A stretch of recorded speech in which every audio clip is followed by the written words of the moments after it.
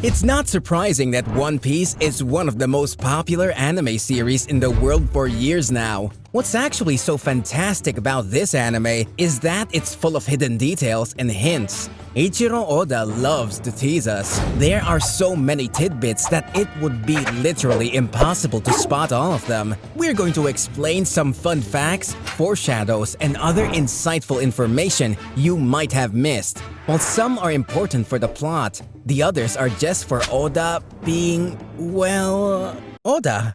Let's take a look at some interesting facts you might have missed in One Piece. Some of them will certainly make you feel like rewatching. Boa Hancock can use all three types of Haki. Boa Hancock may not have much screen time, but she's one of the few characters who can use Conqueror's Haki. This also makes her the only female character that can use all three types of Haki, as it's impossible to learn this form just by training and requires inborn talent. You have the idea of how strong she is. No wonder that she's the second most popular warlord after Trafalgar Law. Many viewers overlook this fact because she was never seen using it. We can only guess why Oda gave her this ability. Luffy drew Franky even before he met him. As you already know, Franky is the crew's shipwright who joined the Straw Hat crew in Water 7. But the detail you might have missed is that Luffy actually drew his ideal shipwright before even meeting him. If we put aside Luffy's unique drawing skills, his sketch looks very much like Franky.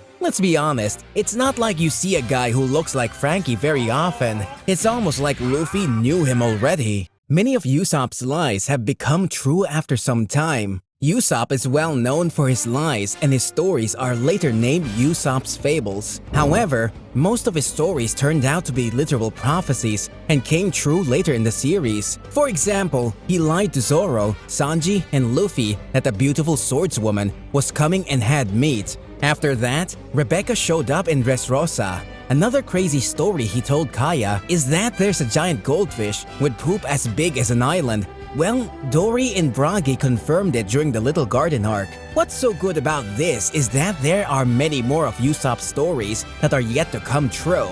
Well, we'll have to be patient and keep watching.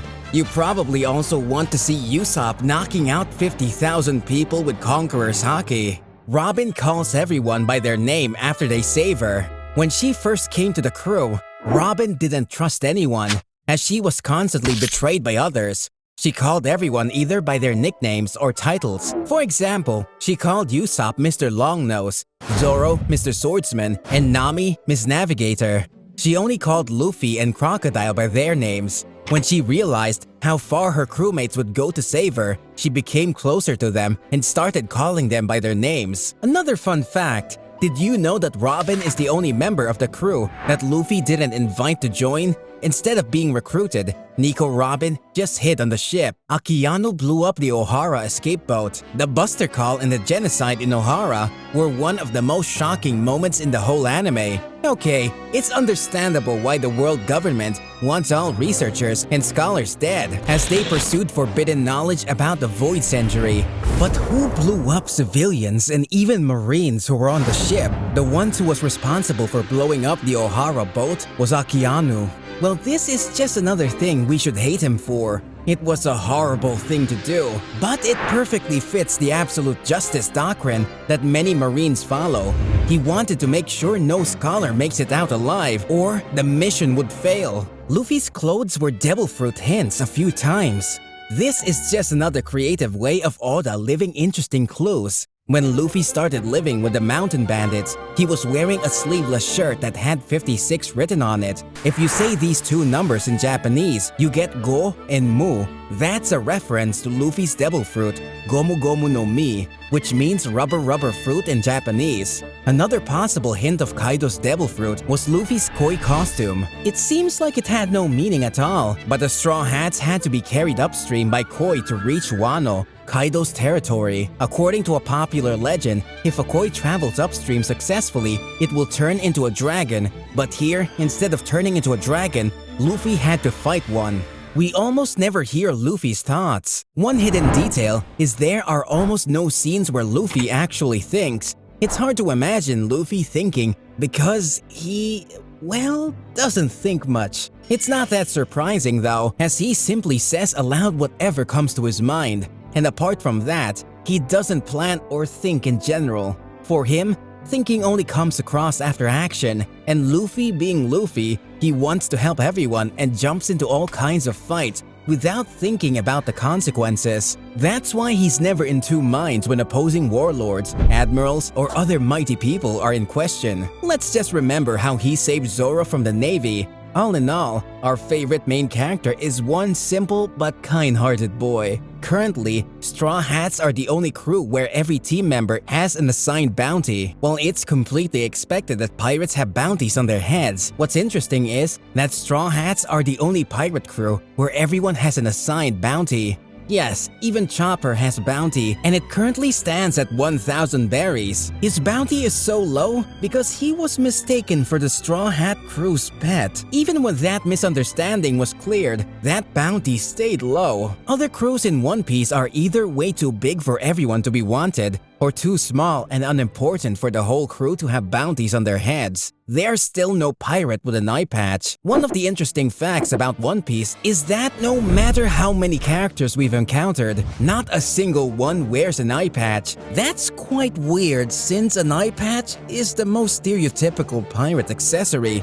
We have wooden legs and hooks instead of missing arms, but no eye patches. Why is that?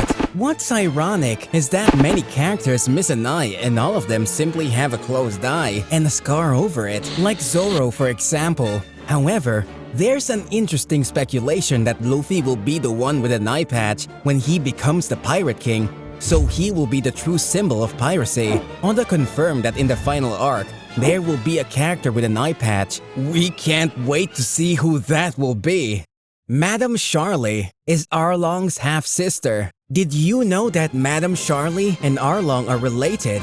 Actually, she's his younger half-sister. It's kinda logical, since they have similar aesthetics. Still, she's a shark mermaid, while Arlong is a saw shark fishman. Many fans have missed the details because we've never seen Arlong and Charlie interacting, and because their belief and ideals are completely different. Still, Oda explains Arlong's childhood. He was abandoned as a small child in a fishman district, and he doesn't remember his parents' faces. When he was around 15, a fishman who claimed to be his father approached him, along with a little girl from a different mother, and that was Charlie, of course. Among the Straw Hat crew, Zoro is the first one who used any kind of Haki. Although Zoro officially used Haki for the first time in his final battle against Pika, it seemed that he was a Haki user way before that. During the fight with Mr. One in Alabasta, Zoro said that he sensed where the debris didn't fall, so he managed to avoid Mr. One's potentially lethal final blow. He also sensed where his swords were. Sounds like using observation Haki, doesn't it? Additionally, he slashed both the stone and Mr. One with ease, which reminds us of armament Haki. He even says that his ability to cut like that depends on his will. We know that Haki is a mysterious force, so Zoro most probably used it unintentionally. It's also possible that Zoro used some kind of advanced Haki type. This is nothing new, as there are characters who can use advanced Haki forms without understanding its basics. Maybe this was just another of Oda's foreshadows. If we listed all the details in One Piece that most fans missed, this video would never end. One thing is certain, there will be even more facts as the story continues.